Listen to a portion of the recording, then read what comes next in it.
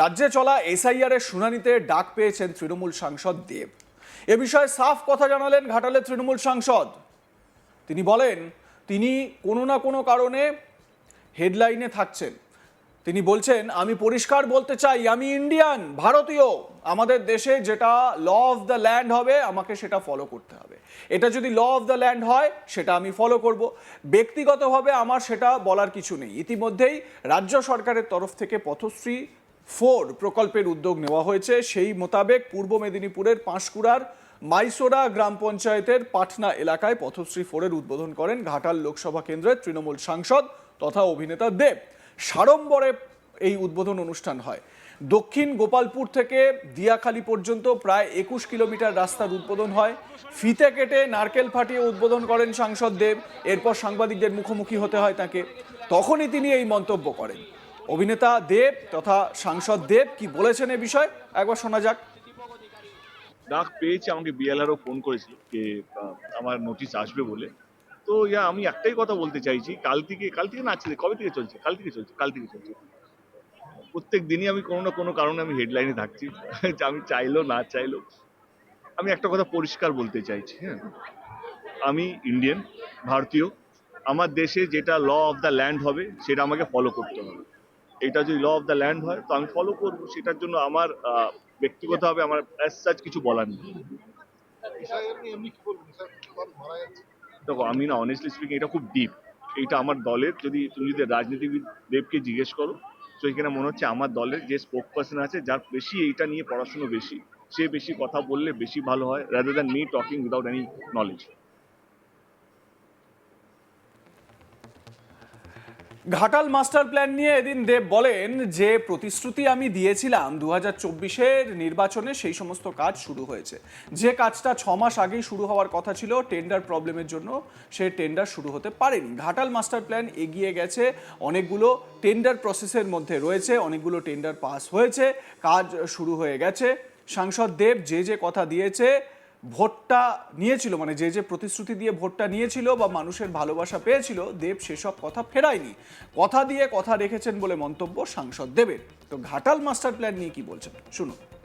যে প্রতিশ্রুতি আমি দিয়েছিলাম 2024 নির্বাচনে, সেই সমস্তগুলো দেখতেই পাচ্ছেন কাজ হচ্ছে। সুজিতদা যেটা বললো, এই কাজটা 9 মাস আগেই শুরু হয়ে যাওয়ার কথা ছিল, যেহেতু টেন্ডারের প্রবলেমের জন্য সেটা কাজটা শুরু হতে পারেনি। ঘাটাল মাস্টার প্ল্যান আপনারা সবাই জানেন, অনেকটা কাজ এগিয়ে গেছে, অনেকগুলো টেন্ডার প্রসেসের মধ্যে আছে, বা অনেকগুলো টেন্ডার পাস হয়ে গেছে, কাজ শুরু হয়ে গেছে। তো এইটাইকে দেব অ্যাজ এ সাংসদ যেই কথা দিয়ে ভোটটা নিয়েছিল বা মানুষের ভালোবাসা পেয়েছিল, সেই কথাগুলো দেব ফেরায়নি, কিন্তু দেব কথা দিয়ে কথা রাখছে।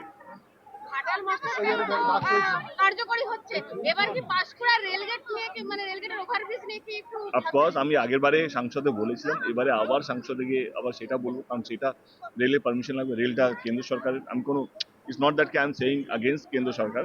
আমাকে আবেদন করতে হবে, তাদেরকে বোঝাতে হবে এটা কতটা জরুরি। এই যে রেল ব্রিজটা যে নিচে দিকে ক্রস করতে হয়, কত স্টুডেন্টস, কত যাত্রী এই দিক থেকে ওই পারে যায়, মানে কতটা লাইফ রিস্ক নিয়ে যায়। তো একটা রেল ব্রিজ হলে অনেকটা সময় বাঁচে, অনেক কিছু জিনিস যেটা আমার মনে হচ্ছে সহজ হয়ে যায়, যেটা রেল গেট ক্রস করতে গিয়ে উইদাউট ব্রিজ সেটা সমস্যা হয়।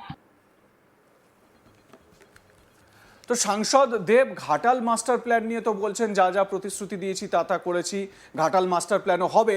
কিন্তু যখনই এই এসআইআর এর হিয়ারিং এর ব্যাপারটা এলো, সেই এসআইআর হিয়ারিং নিয়ে বলতে গিয়ে তিনি বলেছেন, আমি ইন্ডিয়ান, ভারতীয়, ল অফ দ্য ল্যান্ড যা বলবে আমি সেই অনুযায়ী কাজ করব। কি বলেছেন তিনি আরো একবার শোনাই এই এসআইআর এর ডাক পাওয়া নিয়ে। ডাক পেয়েছে, আমাকে বিএলআরও ফোন করেছিল যে আমার নোটিশ আসবে বলে। তো আমি একটাই কথা বলতে চাইছি, কাল থেকে না ছিল, কবে থেকে চলছে? কাল থেকে চলছে। প্রত্যেক দিনই আমি কোনো না কোনো কারণে আমি হেডলাইনে থাকছি। আমি চাইলেও না চাইলেও আমি একটা কথা পরিষ্কার বলতে চাইছি। হ্যাঁ, আমি ইন্ডিয়ান, ভারতীয়।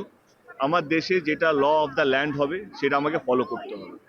এটা যদি ল অফ দ্য ল্যান্ড হয় তো আমি ফলো করবো। সেটার জন্য আমার ব্যক্তিগতভাবে আমার অ্যাজ সাচ কিছু বলার নেই। দেখো, আমি না, অনেস্টলি স্পিকিং, এটা খুব ডিপ। এইটা আমার দলের, তুমি যদি রাজনীতিবিদ দেবকে জিজ্ঞেস করো, তো এখানে মনে হচ্ছে আমার দলের যে স্পোক পার্সন আছে, যার বেশি এইটা নিয়ে পড়াশুনো বেশি, সে বেশি কথা বললে বেশি ভালো হয়, rather than me talking without any knowledge.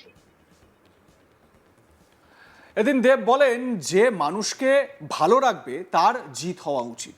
একটা দল 15 বছরে কি করেছে সেটাই দলের নীতি হওয়া উচিত, সেটা আমি দলের হয়ে বলবো। যেমন কন্যাশ্রী, রূপশ্রী করেছে সরকার, আগামী 5 বছরে দল কি করতে চায় সেটা তুলে ধরা উচিত। দেব বলেন কাউকে নিচে নামিয়ে নিজেকে বড় করতে চাই সেটা কোনোদিনও হবে না।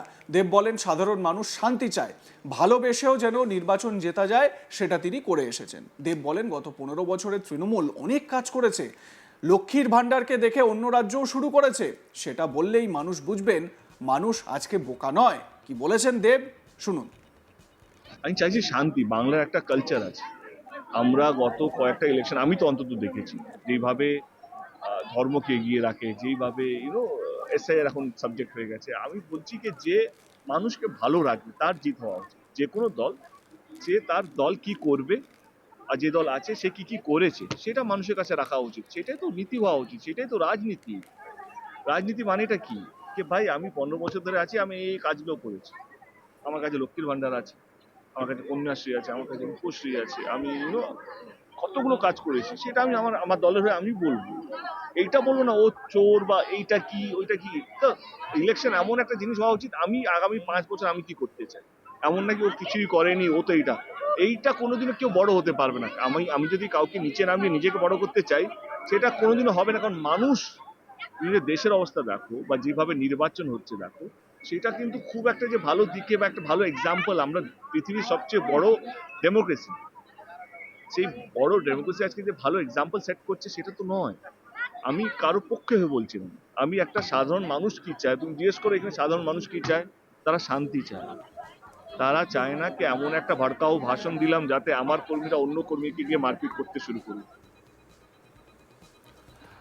স্বাভাবিকভাবে পাঁশকুড়ায় হুমায়ুন কবিরের প্রসঙ্গও আসে। পাঁশকুড়ায় হুমায়ুন কবির আশা নিয়ে বলেন, কোন হুমায়ুন কবির? আমাদের সবই তো আমাদের, যে দলই হোক না কেন শুভেচ্ছা ওনাকে বললেন সাংসদ দেব। কি বলেছেন শুনুন। আমাদের হুমায়ুন কবির না, বুঝতে পারছি। সবই তো আমাদের, বাংলার প্রত্যেকটা মানুষ আমাদের, মানে যেই দলই হোক না কেন। শুভেচ্ছা ওনাকে। আমার মনে হয় কি 26 নির্বাচনে কি হবে? বাংলার মানুষ যেটা ডিসাইড করবে সেটাই হবে, তুমি আমি বলার কি। এসআইআর এ সাধারণ মানুষের হেনস্থার অভিযোগ তুলে সুপ্রিম কোর্টে গেল তৃণমূল। মানুষের পাশে থাকার বার্তা দিতে রাজনৈতিক কৌশল না কমিশনকে পাল্টা চাপে রাখা কৌশল? দেখো এইটা আমার মনে হয় কি দলের স্পোক পার্সন বেশি ভালো বুঝবে। আমি দলের একজন সাংসদ, আর আমি খুব বেশি না জেনে খুব একটা বক্তব্য রাখতে পছন্দ করি না। এটাই আমার নীতি লাস্ট 12-13 বছর ধরে রাজনীতির মধ্যে। তো আমার মনে হয় দল যে বেশি এটা জানে, সে দলের যে কোনো স্পোক পার্সন সে এটা নিয়ে বেশি বললে ভালো হয় আর কি। লাইক কমেন্ট শেয়ার করতে ভুলবেন না। দেখতে থাকুন আজ তাক বাংলা। সাবস্ক্রাইব করুন আমাদের ইউটিউব চ্যানেলটি, বেল আইকন প্রেস করুন নোটিফিকেশন পেতে।